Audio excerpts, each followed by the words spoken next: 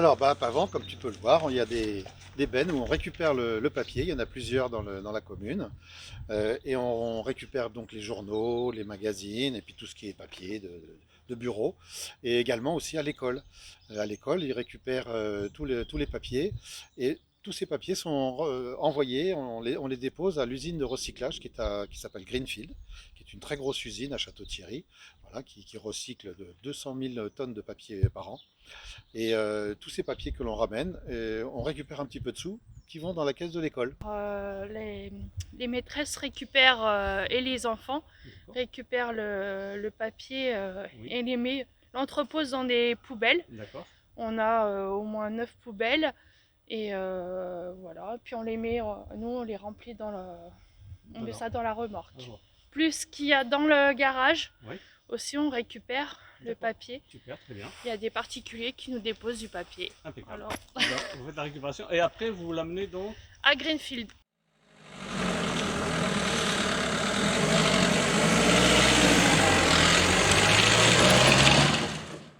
Vous êtes dans une des 15 usines du groupe VEPA.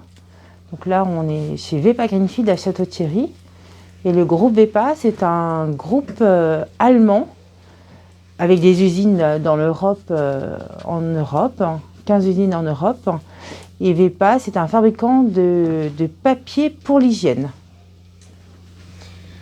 Comment je me fournis en vieux papier? Donc moi, je suis acheteur de papier à recycler. Et donc, j'achète les papiers auprès de producteurs, enfin de collecteurs de papier. Donc, ce sont des entreprises dont l'activité, c'est la collecte des déchets, le tri des déchets.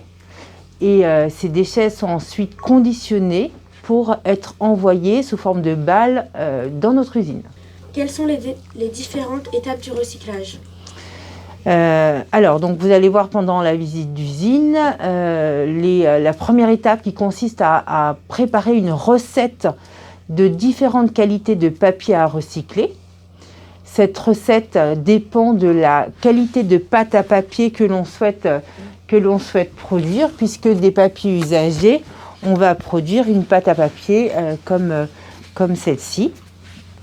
Ensuite, ce mélange de papier à recycler va être envoyé dans une grande cuve remplie d'eau et dans laquelle on a un malaxeur. Et donc cette cuve s'appelle un pulpeur. Et dans ce pulpeur, on va donc réhumidifier les papiers. En réhumidifiant les papiers, on va facilement séparer les fibres les unes des autres.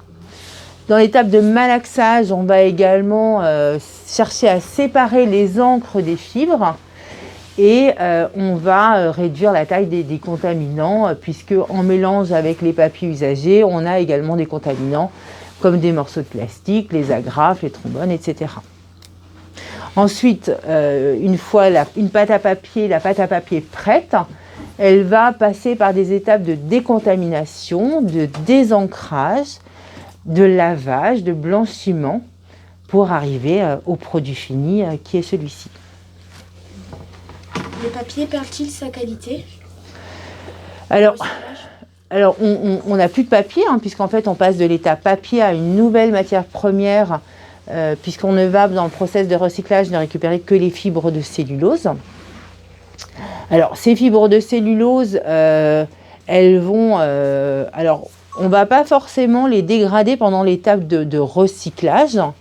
On va perdre quelques fibres parce qu'on a un procédé qui est très poussé. L'entreprise est-elle respectueuse de l'environnement? Eh bien oui, on est très soucieux du respect de l'environnement. On a de nombreuses certifications, dont l'ISO 14001. Combien d'emplois a-t-elle généré? Alors, on est 80 salariés. Peut-on avoir du papier recyclé dans nos livres et cahiers? Ah, vous en avez certainement, oui. Ce qui se passe, c'est qu'aujourd'hui, on arrive à fabriquer des produits issus de fibres recyclées très qualitatifs. Et finalement, on ne se rend plus compte lorsqu'on utilise du papier issu du recyclage. Donc, très certainement. L'avantage de recycler le papier? Le premier avantage du recyclage, c'est d'utiliser une matière qui est disponible. On a effectivement déjà coupé utilisé du bois pour fabriquer un premier papier.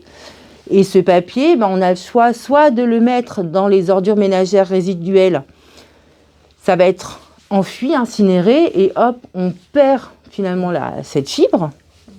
Alors que si on met le papier usagé dans une corbeille, en fait, on va pouvoir réutiliser cette fibre une première fois, une deuxième fois, une troisième fois, une quatrième fois. Donc, c'est utiliser une matière qui est disponible. Merci beaucoup de nous avoir accueillis. Avec plaisir.